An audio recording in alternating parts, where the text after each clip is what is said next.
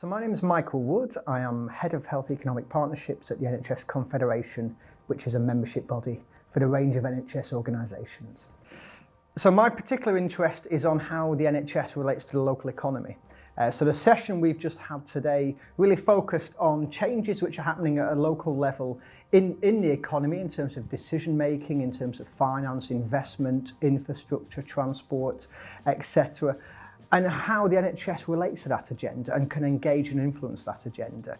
I think the first thing to realise is just how important the NHS is in every city, town, rural area across England.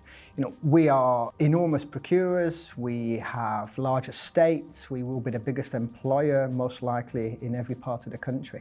So actually, as well as providing the services we provide to create a healthy population, we can make a lot of decisions which can drive and increase prosperity locally. And prosperity is a really important part of having that healthy, vibrant place in which people live, work, study and invest. So I think the links from the health and the local economy are there. Sometimes they're just hidden in plain sight, shall we say. So an anchor institution is a spatially fixed, large organisation with a social purpose.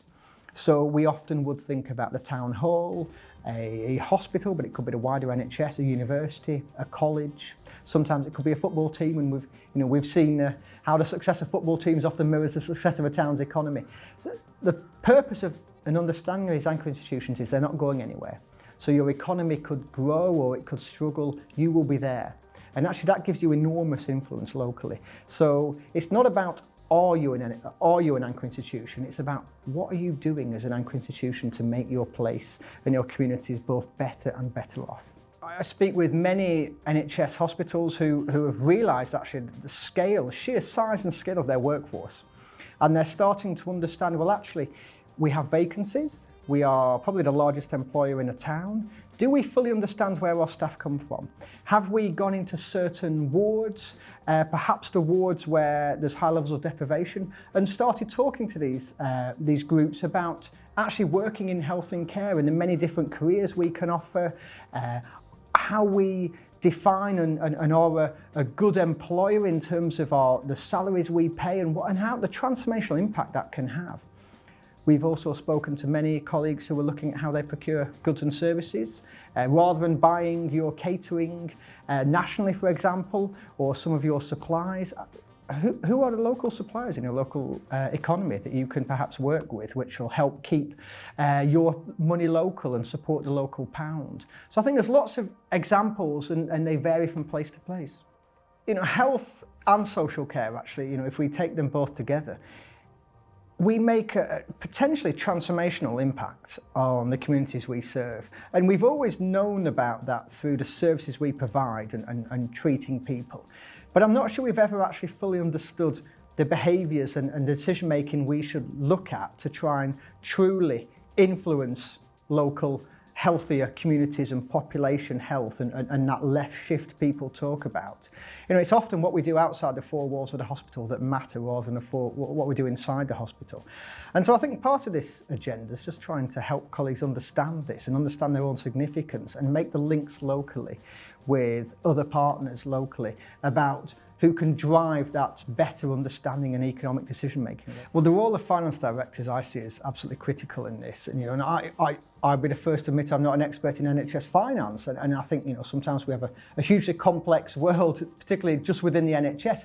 But what I think came across in the session, I think is really interesting, is we don't always know how other partners locally raise their finance. So if we're working closely with local government to advance the health and care agenda, actually, I think it's critically important we are asking local government colleagues how they raise their money. Where does their funding come from? How can we help them generate further resources and finance which can stay locally? So a key takeaway point is to speak to finance directors and finance colleagues from other sectors.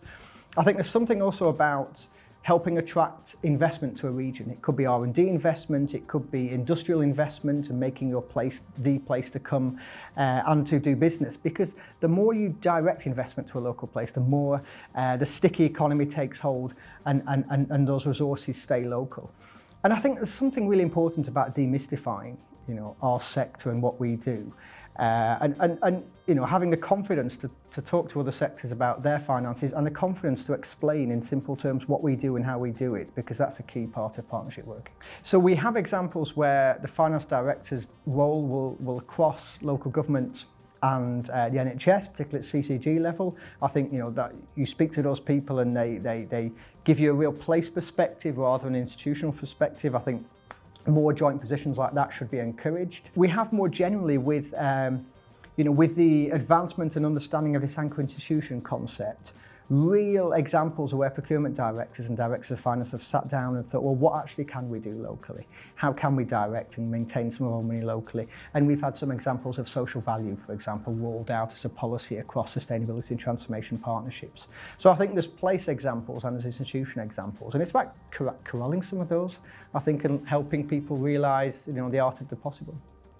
I think just how important it is that, you know, the HFMA and the NHS Confederation and other sector leaders nationally work together to try and help our respective audiences understand the agenda that lies beyond the NHS in many ways, and also to help them realise how important they are.